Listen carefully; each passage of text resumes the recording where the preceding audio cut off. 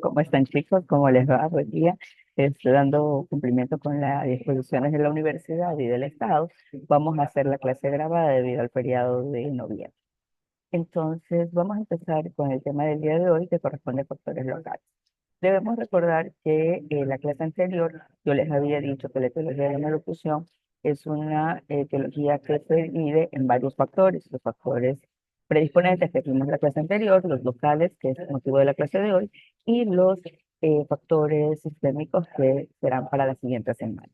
En el caso de los factores locales, yo les había dicho que estos factores se clasifican en factores intrínsecos que corresponden eh, a ciertas alteraciones a nivel de piezas dentarias y en los circundantes ambientales que corresponden a los pares. En los factores intrínsecos, como les decía, tienen alteraciones a nivel de piezas dentarias de número, tamaño, forma y también incluso a nivel de frenillo.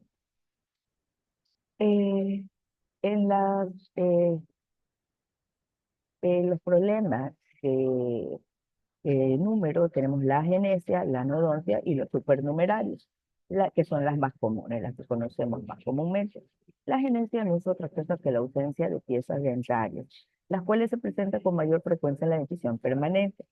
La particularidad de esta ausencia es que se debe a problemas alimenticios y metabólicos de origen materno o del niño. ¿Se acuerdan que nosotros cuando vimos factores predisponentes vimos aquellos que correspondían a las influencias prenatales donde habían unas que se relacionaban con la madre y unas que se relacionaban con el pecho?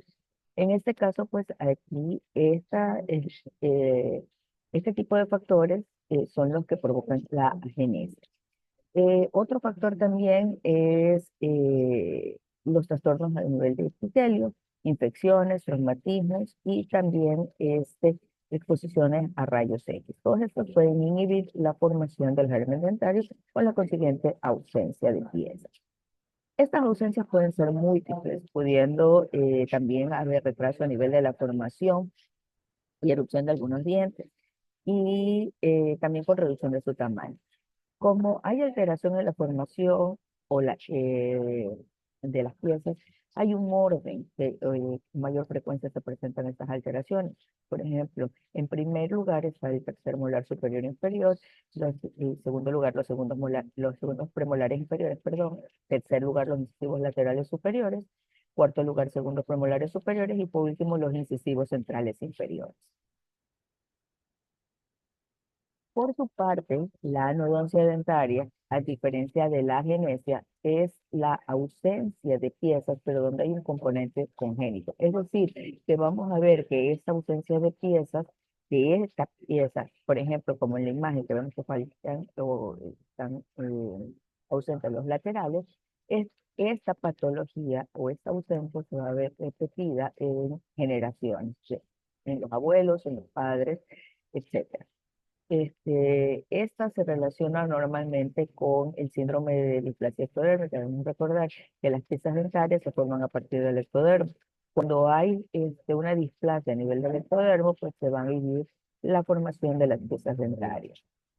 Puede afectar ambas nutriciones, es decir, a piezas temporarias como a piezas permanentes, y puede ser total o parcial. Total cuando hay ausencia completa de piezas y parcial clasificándose en dos tipos, hipodoncia y oligodoncia. Hipodoncia cuando faltan de 1 a 6 piezas y oligodoncia cuando faltan más de 6 piezas.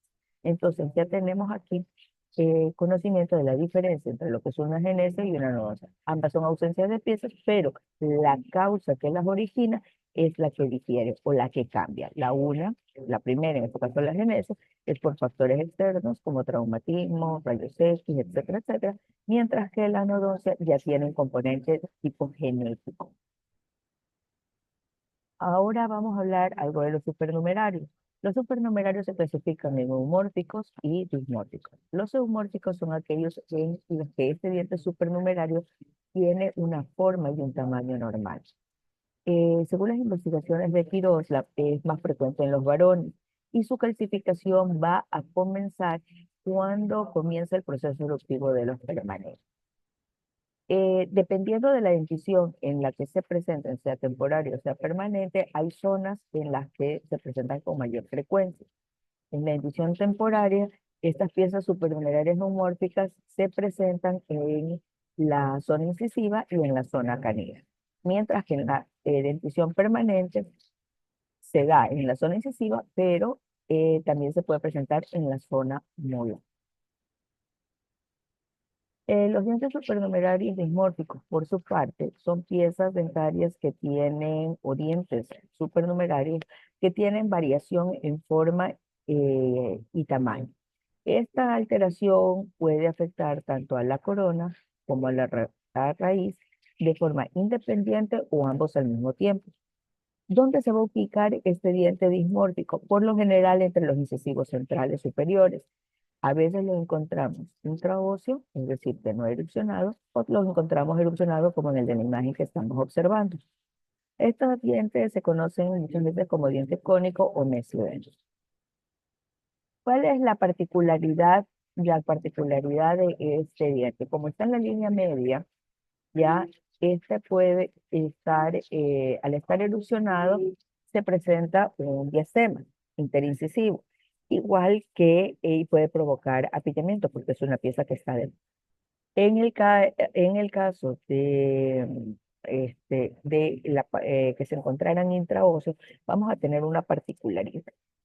La particularidad es que al estar intraóseo, las raíces tienden a distalizarse, mientras que las coronas de los centrales tienden a mesializarse. Ojo, sin que se pierda el diastema. O sea, lo que vamos a tener es una inclinación así. Raíces, aquí está el supernumerario intraóseo, las raíces tienden a distalizarse, mientras las coronas tienden a mesializarse, sin que esto implique cierre de diastema. Otra pieza supernumeraria es la pieza tuberculada. Esta pieza tuberculada presenta un desarrollo tardío. Normalmente la vamos a encontrar ubicada en la zona anterior a nivel de la premaxila. Es de menor tamaño que una pieza normal y tiene su nombre porque su corona se encuentra formada por muchos tubérculos y su raíz es muy gruesa y existen problemas asociados a estas piezas supernumerarias, diastemas en la zona incisiva, como podemos apreciar aquí, la impactación de los incisivos permanentes, laterales que son ectópicos, la dilaceración de las raíces de los dientes permanentes, también se puede provocar cuando está intraóseo tocando las raíces o muy cerca de ellas, podría provocar reabsorción radicular y cuando están infraóseos se pueden transformar en quistes dentígeros. ¿Ya? Son los problemas que se asocian a estas piezas supernumerarias.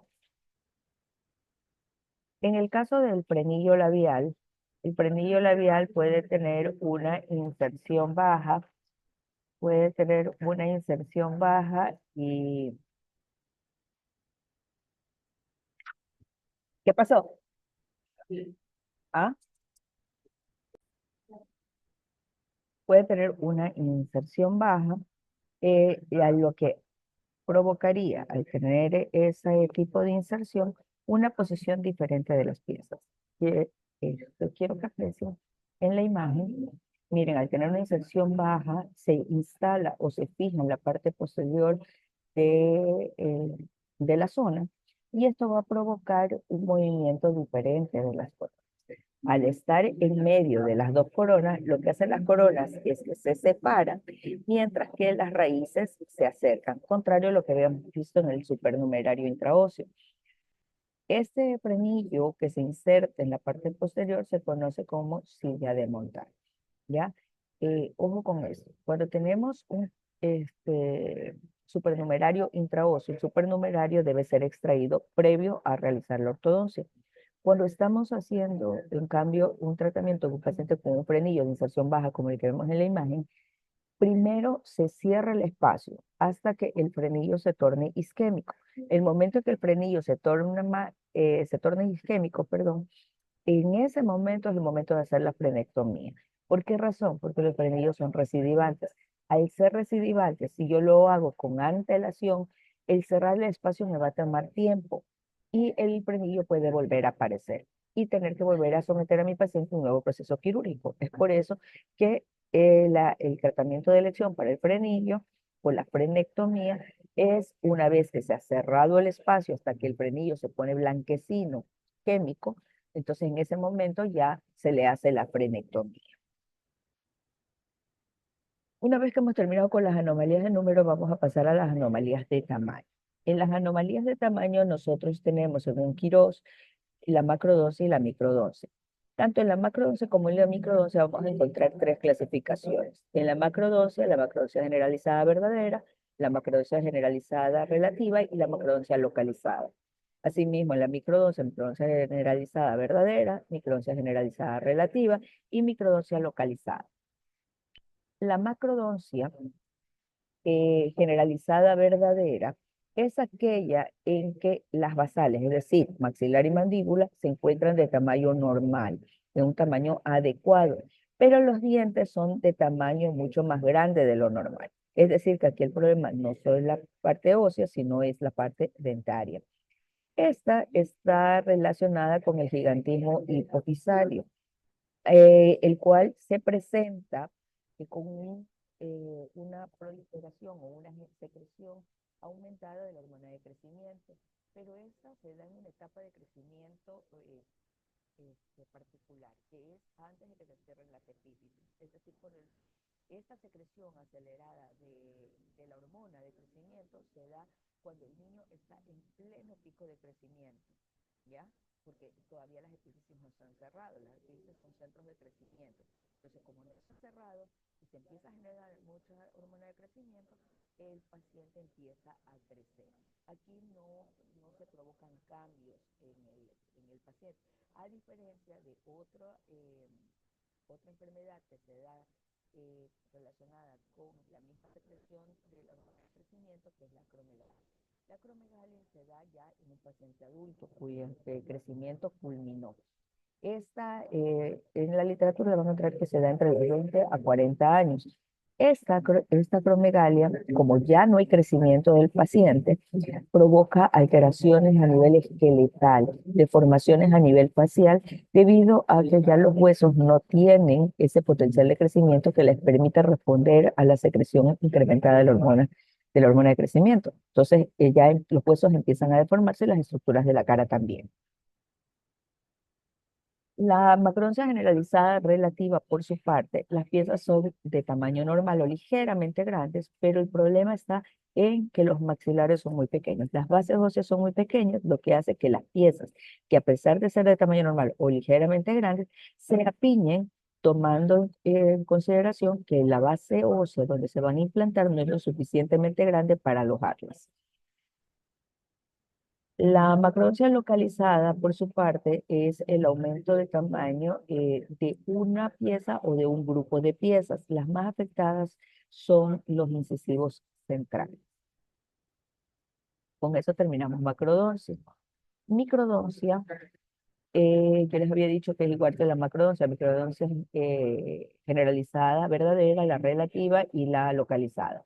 En el caso de la microdoncia generalizada verdadera, es aquella en que los dientes son pequeños y los huesos son de tamaño normal. Como los dientes son muy pequeñitos, se van a presentar un sinnúmero de diastemas. Ya, y son pacientes que se pueden tratar ortodónticamente, se pueden cerrar los diastemas, pero como sus dientes son chiquititos, eh, y los diastemas son recidivantes, va a tener que hacerse un tratamiento interdisciplinario con la parte de estética, y tener una ferulización completa, fija, por palatino y por lingual. En el caso de la microdosia generalizada relativa, es aquella en la que los dientes son de tamaño normal, pero los basales son de tamaño grande, los huesos son demasiado grandes. Aquí también va a haber presencia de diastemas, pero aquí el problema son los huesos. Los huesos. Aquí no aplicaría la estética porque como los dientes son de tamaño normal, si le hacemos unas carillas, nos van a quedar dientes demasiado grandes. Entonces, ¿qué es lo que tenemos que hacer? Alinear, nivelar, cerrar los espacios y poner perulación fija para toda la vida, por palatino y por lingual. La microdoncia localizada también se presenta así mismo, igual que la macrodoncia, en un grupo de piezas dentarias, siendo los incisivos y los terceros molares los que más comúnmente lo presentan. Antes, el porcentaje más alto de presencia de microdosis localizadas era la de los terceros molares. En la actualidad, en alguna literatura se encuentra que ahora en primer lugar están los incisivos. También por esta causa se podría presentar, cuando es un grupo de piezas la que presenta microdosis, podría presentarse diastemas también. En cuanto a las anomalías de forma, las anomalías de forma son la geminación, la esquizodoncia, la sinodoncia, la taurodoncia y la concrescencia. Vamos a empezar con la geminación. La geminación es cuando el germen dentario quiere dividirse en dos piezas, pero no lo logra. Como puedes ver aquí en la imagen clínica, se ve como que la corona está formada por dos coronas, es decir, como una fusión, pero no es una realidad, porque si yo le tomo una radiografía, voy a ver que es una sola corona que trató de dividirse en dos, pero que no lo logró y que tiene una sola raíz con un solo conducto radicular. ¿Ya? Entonces hay que tener presente que eso clínicamente pareciera que son dos, pero en realidad no lo son. Se ve incluso esta escotadura a nivel del borde incisal, pues, semejando dos coronas, pero es una realidad que eh, no se encuentra presente, ya que es realmente una sola pieza. En la esquizodoncia, en cambio, a diferencia de la geminación, aquí sí el germen dentario logra dividirse en dos partes, formándose, como pueden ver aquí, dos piezas a partir de un solo